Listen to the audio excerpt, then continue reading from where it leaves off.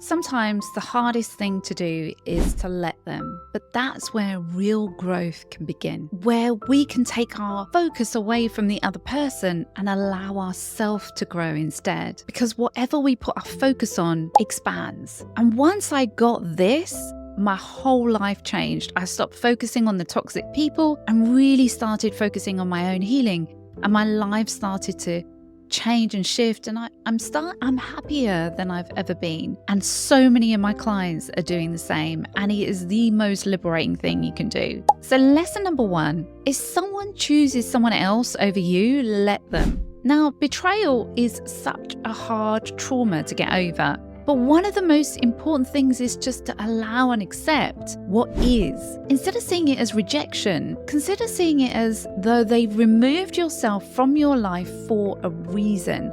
Not because you're not good enough, but because you're meant to move on to something new and even better. It's basically like a filtering process. It frees you from being with people that don't feel the same about you as you feel to them. So it's actually them doing you a favor. Sometimes the universe, the creator, God, whatever it is that you believe in, has to remove someone from your life because you won't let go of them otherwise, so that you can move forward. Otherwise, it's just going to continue and you're not going to get what you deserve moving forward, which is even better. Lesson number 2, if they go weeks without speaking to you, just let them. Give people space. Silence isn't always neglect, it's clarity.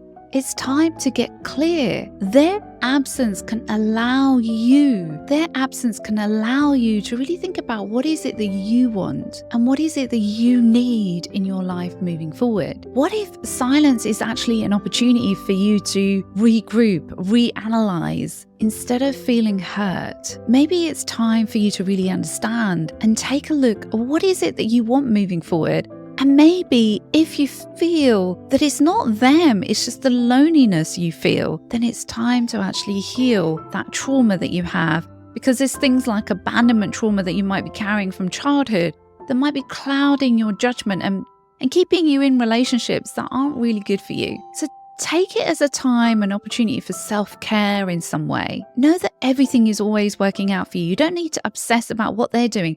Take that opportunity for you. And if there is some emotional pain that you're avoiding, take some time to fix it and release that trauma, because you're carrying it around all the time anyway. It's better to look at what is the pain that I'm carrying? What emotional pain am I carrying? And what can you do to take care of yourself because of that emotional pain? So you're not relying on other people to make you feel better, because that way you'll always feel like you're not in control of your own life. So you can find ways of soothing yourself and feeling comfortable within yourself. If you've ever felt rejected by somebody else, always reframe it, because it gives you that freedom to do something. Lesson number 3, if they show you who they really are, then let them. Don't try and change someone's actions so that you can see them in a different way. Observe them that they're telling you the truth. Because sometimes people say one thing, but they do another. And if they're doing something different, then always focus on the actions that they're taking, because we only take actions from what our feelings are and what our thoughts are. Thoughts and feelings together, and then we take an action off the back of our own thoughts and feelings.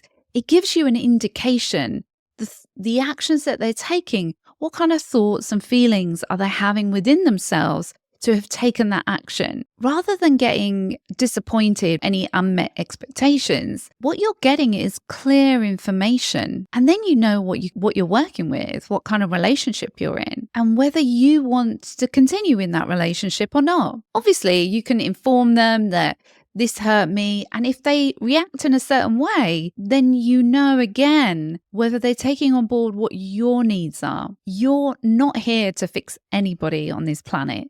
The only person you're here to take care of is you. And the most important thing we can do is not let the ugly or the pain in somebody else impact us. I have seen so many of my clients who were so obsessed and so hurt by what somebody else did that it was consuming them to the point where they didn't know who they were anymore. They weren't being their true self. They used to be these bubbly, happy, go lucky, spirited, confident people, and then these toxic relationships just made them feel so bitter inside, which wasn't really them at all. When we can allow them to be who they are, we know and accept that they're never going to apologize and accept what they're doing, then we can free ourselves from that experience to find who we are again, which is that happy person. It's like you're freeing yourself from a prison and running into the sunset. It's a bit like that. You get on with your life and you find joy and happiness in life again. Something that you feel like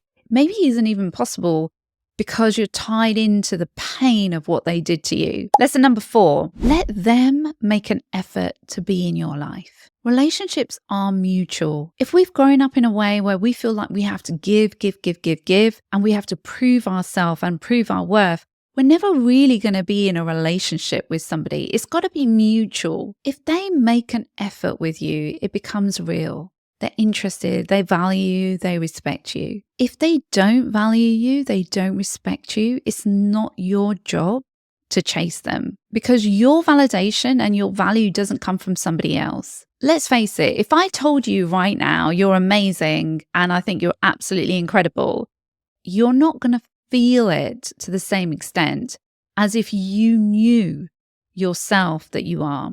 For instance, someone can give you a compliment and automatically you can go, oh, thank you, or you find it difficult to actually accept a compliment. It might be that you deep down don't feel you're worthy of a compliment, or you don't feel like it's true, or that you feel like they don't really know me.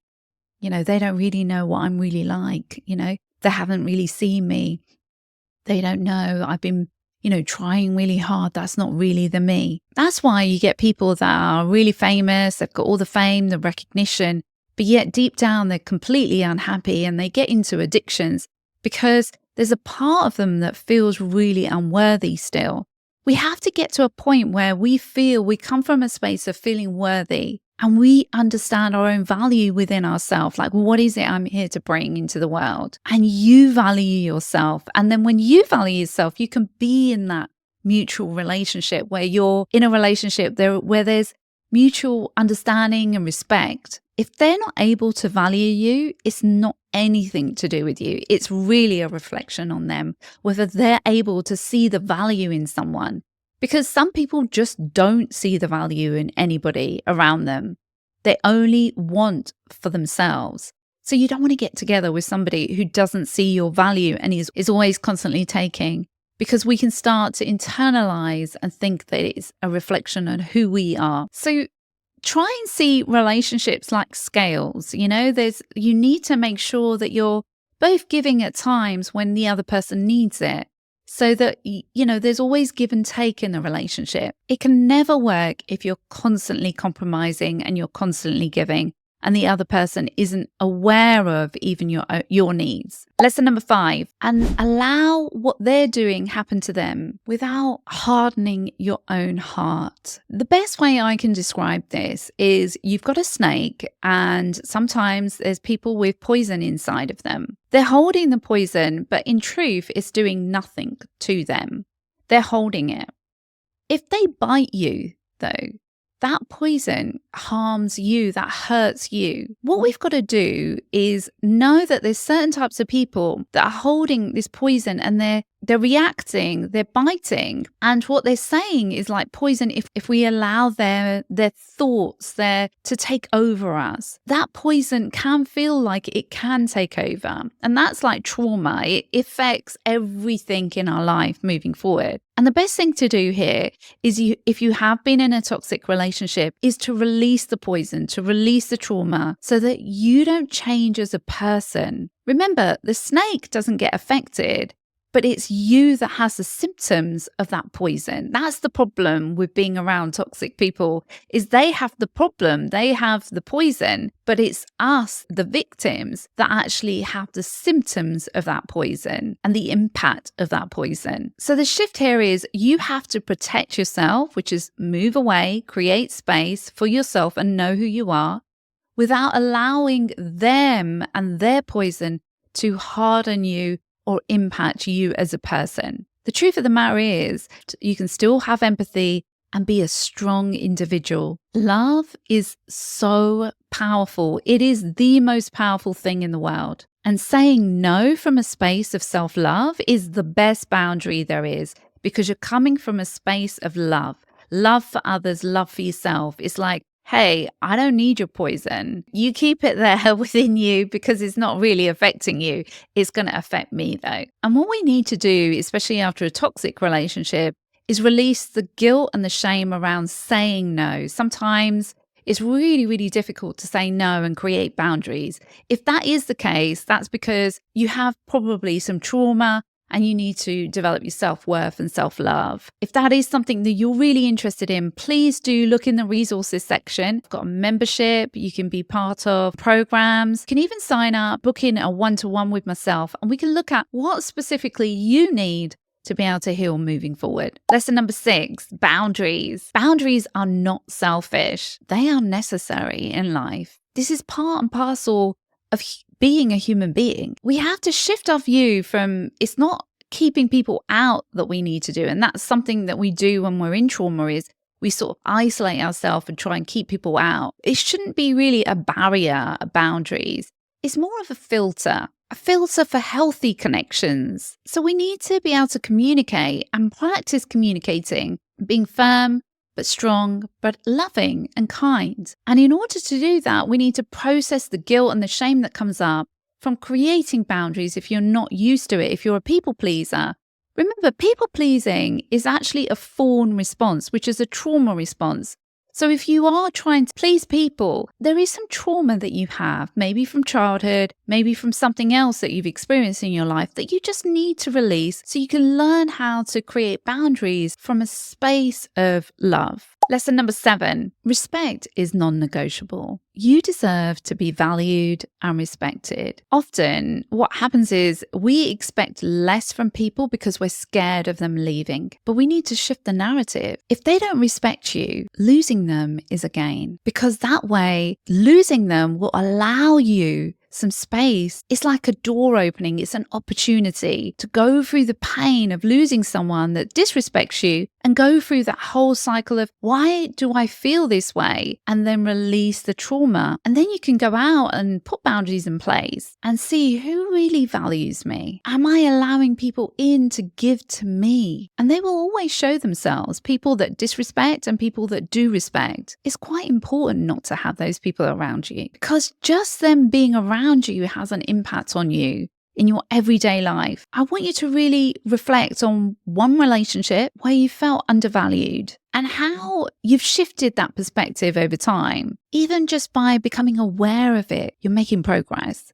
Please share in the comments as well. I'd love to hear from you. Lesson number 8, you are your own anchor. You don't belong to anyone but yourself. Then you can build healthier connections. The only person you need to take care of is you. That's your only job in life. That's your best friend. That's the person that really knows you and understands you. And we've really got to get to a space where we don't judge ourselves and we don't criticize ourselves, but we are so compassionate and so loving towards ourselves and so kind in our approach to ourselves. Look, if you found any of these tips useful, please do subscribe, share, and send it to somebody that might really value hearing from this. I really, really appreciate all your support. Sending you so much love. Till next time.